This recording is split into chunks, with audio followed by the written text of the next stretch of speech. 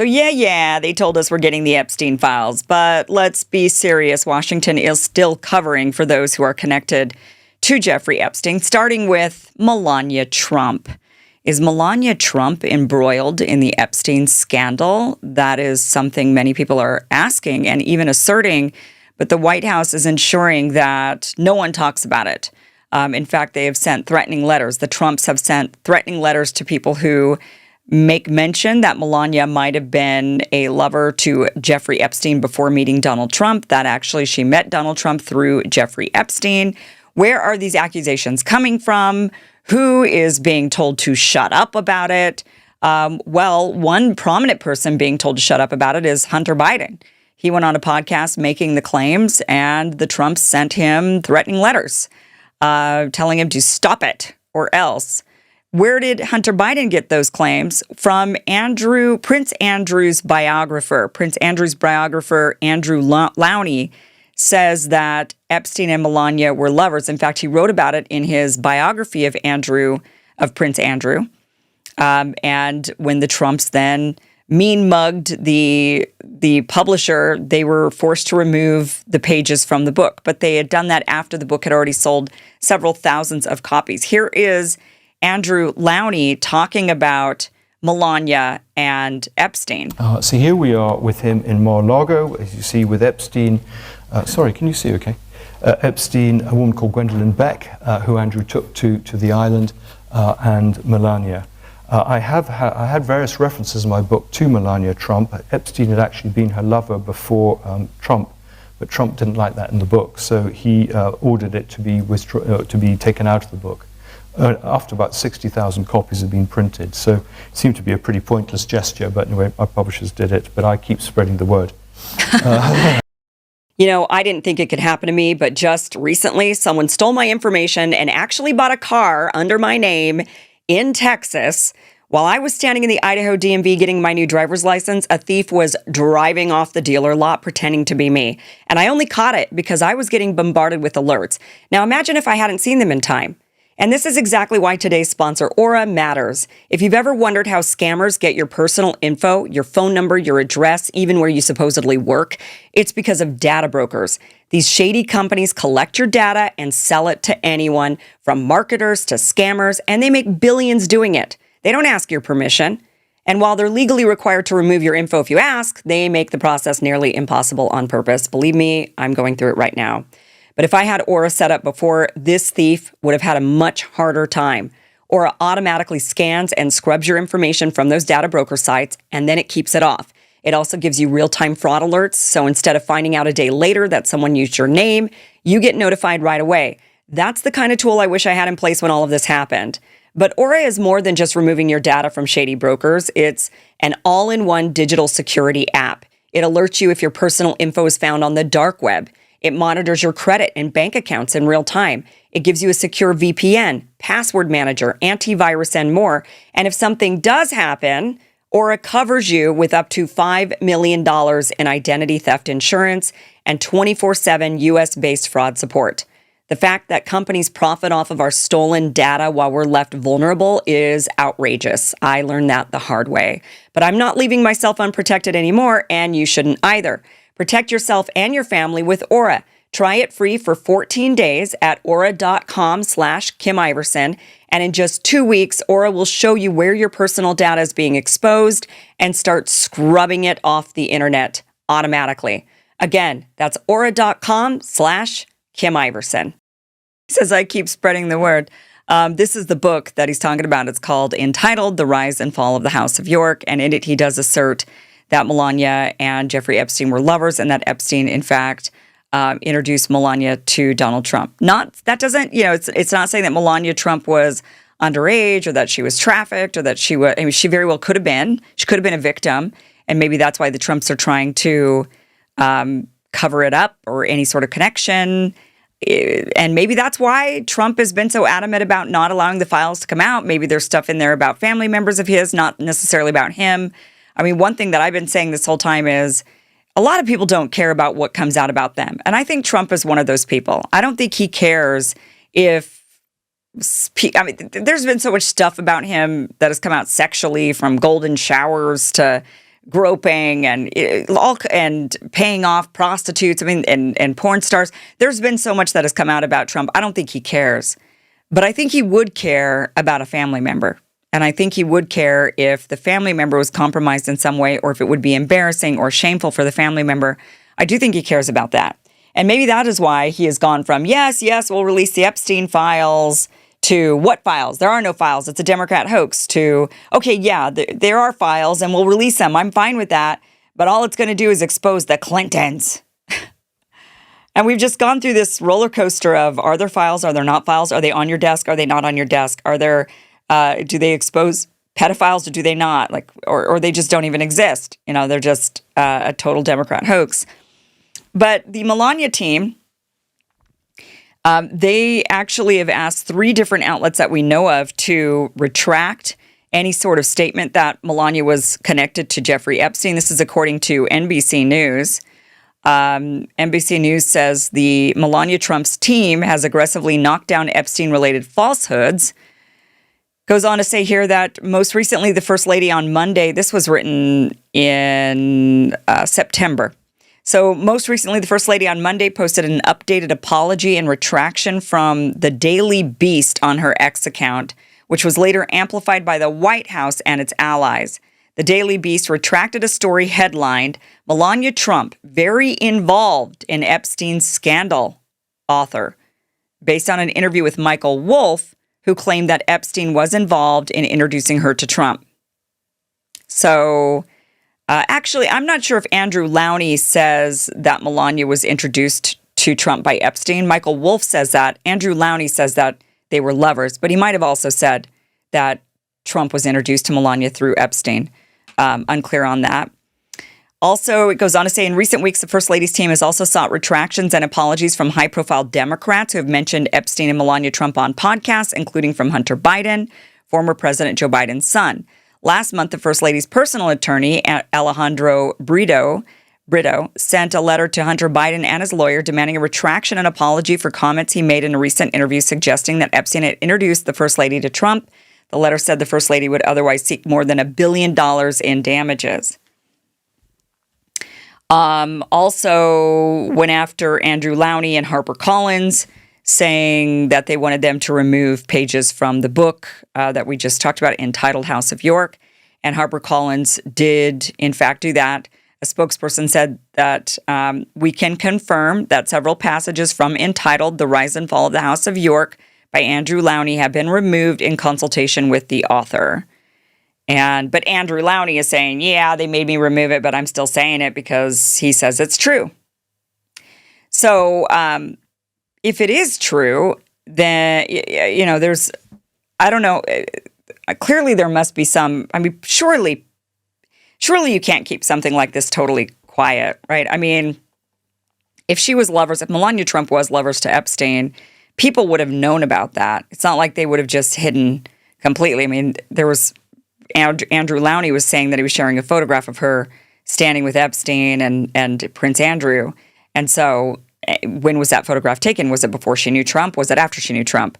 So these are questions that should be verifiable. But nonetheless, what's interesting is that the White House, that the Trumps are going out of their way to try to silence people who make the claim that they know that she was with Epstein and that Epstein introduced her to Trump or whatever the claims might be. They're going out of their way to cover that up and to silence that. And if it's not true, why bother with it if it's not true at all? I mean, plenty of things are said about both of them because they're high-profile people. This is why it's also really difficult they won't win a defamation case or slander or libel because they're just too high-profile, that people are allowed legally to talk about them and to speculate things. That is just, that's the way it is. So they can't go around silencing people who say, well, maybe Melania was involved with Epstein. I mean, they could try, but it doesn't go anywhere. It would be it's a frivolous lawsuit. She would just get hit with anti-SLAPP laws in most states.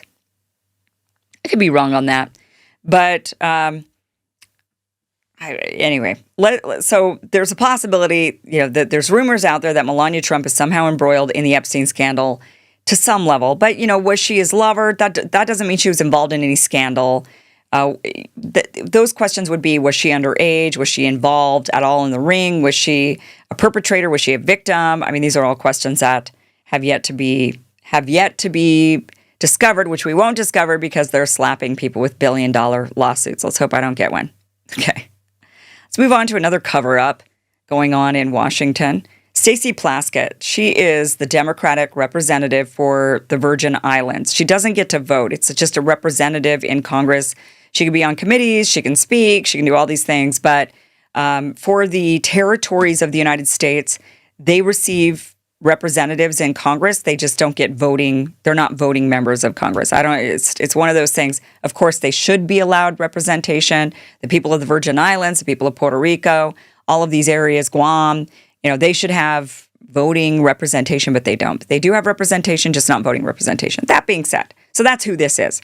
So Stacey Plaskett is embroiled in a scandal where in 2019, there was an oversight committee hearing, and she was caught now texting Jeffrey Epstein during the hearing about the hearing itself. So this is the Marjorie Taylor Greene puts out what the scandal was. And she says yesterday, after 5 ridiculous months of fighting the White House and Speaker to get Congress to finally vote to release the Epstein files, so this just happened last week, a deal was made to stop the censure of Stacey Plaskett, a Democrat delegate from the territory of U.S. Virgin Islands, which would have also kicked her off the House Permanent Select Committee on Intelligence that oversees U.S. intelligence activities for texting with Epstein during an oversight committee hearing in 2019. Plaskett texted with Epstein as he advised her questions during the Michael Cohen hearing, knowing his convictions and record of rape and trafficking girls and women.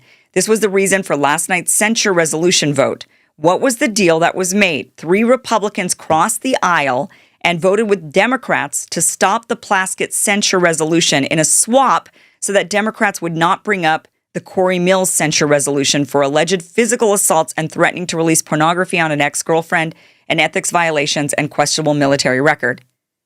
So they did a deal. What Democrats did in order to prevent the censure of Stacey Plaskett for texting Jeffrey Epstein, for Jeffrey Epstein essentially coaching her during a committee hearing about Michael Cohen, they did a dirty deal. They did a backroom dirty deal. Our members of Congress that are supposed to represent the American people, they instead said, look, the Democrats went to the Republicans and said, all right, how about this? We'll do a deal. You don't censure Stacey Plaskett over Epstein, and we won't censure Corey Mills over the allegations against him. How about we do a little dirty deal and swap? And Congress is notorious for this. They do this stuff. They've been doing this stuff for a long time. They paid out millions of dollars in hush money, taxpayer money they used for hush money for years and years and years to pay off people that came forward saying that there was sexual misconduct by members of Congress.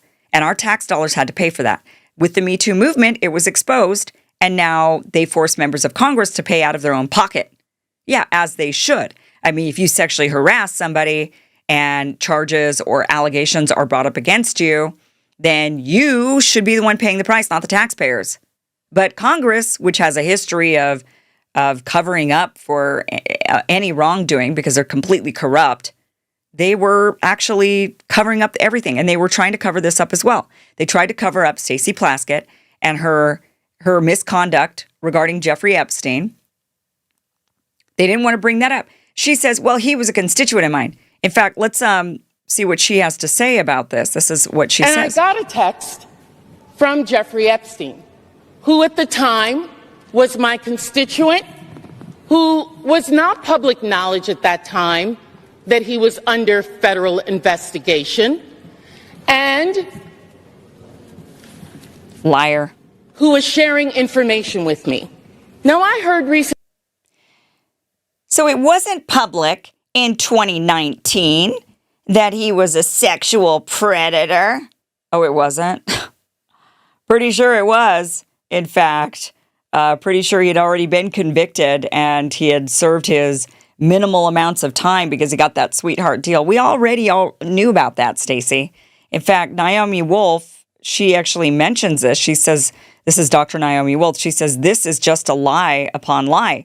Jeffrey Epstein socialized in exclusive political media and art circles in New York City from 2010 to 2019 at events run by then publicist Peggy Siegel and her A&B invitation list. I was present at a number of those events, and everyone knew Epstein was a convicted sex offender and that he had offended against minors. It was common knowledge, openly discussed. Stacey Plaskett is simply lying. Yeah, I mean, I don't even think you needed to run around those circles to have that openly discussed. It had been discussed prior to that point. People have been talking about Epstein for years. 2019 was the year he died. We'd been talking about Epstein way prior to the time that he was that he suicided himself supposedly in prison. But Marjorie Taylor Greene, goes on to say that you, the American people, should be outraged by this against both parties. And you should be asking many questions. For example, why does Plaskett, who is a non-voting delegate from a U.S. territory, serve on the House Intelligence Committee, Ways and Means, and Budget Committee? That's true. Why is she serving on these committees, all of these committees? She says those are very powerful, influential committees, and she can't even vote on the House floor. And Corey Mills serves on the House Armed Services Committee, Foreign Affairs, and subcommittees on intelligence. So why did both sides work together to stop Plaskett and Mills' censure resolutions last night in order to protect both Plaskett and Mills? Members of Congress like me never ever receive such protection and never will. Instead of working to pass legislation that supports policies you voted for, passing our appropriation bills, and solving real crisis issues like healthcare, Congress is trapped in the quicksand of the swamp with no intention of getting out. Yeah, it's true. It is a swamp and nobody's draining it. What did Corey Mills do? So they did this backroom deal between Plaskett and Corey Mills. The allegations against Republican Corey Mills from Florida, it's a personal misconduct, abuse of office, campaign financial misuse of funds, and it has triggered a formal House Ethics Committee investigation. A former girlfriend has accused Corey Mills of threatening to release explicit photos and videos of her, leading a judge to issue a protective order limiting his contact with her. Reporting in a censure resolution also referenced a prior domestic violence investigation, plus claims of military colleagues that he exaggerated or misrepresented events connected to his Bronze Star recommendation, so like stolen valor type of allegations, all of which Mills denies and which have not resulted in criminal charges. So they did a swap to essentially cover up Corey Mills' misconduct with Stacey Plaskett's misconduct. Now, Congress has a long history of quietly settling sexual misconduct and harassment claims by using taxpayer-funded payments. What we know is that for decades, staff complaints went through the Office of Compliance, which is now the Office of Congressional Workplace Rights, which often required confidentiality agreements and resolved cases via mediated settlements. So from 1997 to 2017, this office paid over $17 million across 264 settlements for all types of workplace complaints, with a portion involving sexual harassment or sex discrimination. But the official data did not identify which members or offices were involved. They were shielded, completely protected. Congress protecting its own, like it does Washington, just in general, protecting its own. From the Trump administration and the White House retweeting accusations about, retweeting retractions of accusations against the First Lady. That shouldn't be done by the White House. Keep that private. That's a private matter. But nonetheless, you've got Washington running interference. So they cover up. They constantly cover up. Another cover up that we might be seeing is that December 17th and December 18th, Bill and Hillary Clinton, respectively, are to testify to the House committee about their ties to Jeffrey Epstein. Will that day arrive? Will it happen? Will they show up and testify? That is the big question.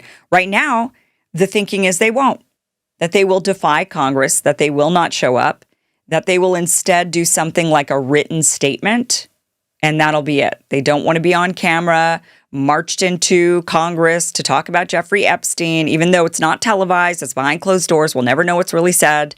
Nonetheless, they don't want the optics of it.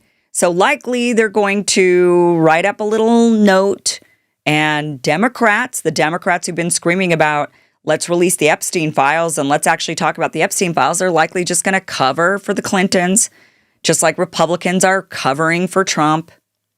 They're all just covering for each other. That's what we get every time. And they use our taxpayer dollars, by the way, to do it. Because when the White House actually retweets something about Melania and her personal life with Jeffrey Epstein, that actually is taxpayer dollars are higher. Whoever's running, well, I guess, then again, who is running the White House social media? Is it Israel? Because they were running the Department of Homeland Security Twitter account. So maybe they're running the White House account too. Is our taxpayer dollars going to that? Probably. Actually, we're probably outsourcing a foreign country that's controlling our government. And we're paying them to control the social media of the government that they control. I mean, it's, you can't make this stuff up. So, but that's still tax dollars. It's our tax dollars that are going to those social media accounts that are being run. And now we're running cover for the Epstein scandal. And now we're running cover again in Congress. Our elected officials are running cover for the Epstein scandal with Stacey Plaskett. They don't want to ask deeper questions about Stacey. They should. We should all know what the hell. Why was she receiving private text messages from Jeffrey Epstein during a committee hearing? Getting coached by him on what to say and what to ask? I mean, did she have him on speakerphone so he could listen to the whole hearing, or maybe it was public and he was watching it? But nonetheless, I mean, this is what this is what Washington does. It is the swamp. It is so swampy. It has become it's become obviously. I think it's probably the same amount of swamp it's always been. We just never really got to see it. Now social media has really made it obvious. But there's been no draining of this swamp. There's only been adding to the swamp and swimming with the swamp and just continuing to be swamp creatures. And that is what the Trump administration has been. That is what all members of Congress, every last one of them, they're all swamp creatures. Now I shouldn't say every last one of them. There are a couple of good ones in there, but that's it. But, this is the bottom line is, are we ever going to get really any information about the Epstein files? No, it's all a show because Washington continues to cover up for Jeffrey Epstein and anybody who was connected to Jeffrey Epstein. Thank you for watching this clip from the full Kim Iversen Show, which you can catch Monday through Friday, 2 p.m. Pacific, 5 p.m. Eastern at KimIversonShow.com. It is free for you to watch. Again, 2 p.m. Pacific, 5 p.m. Eastern, KimIversonShow.com. See you there.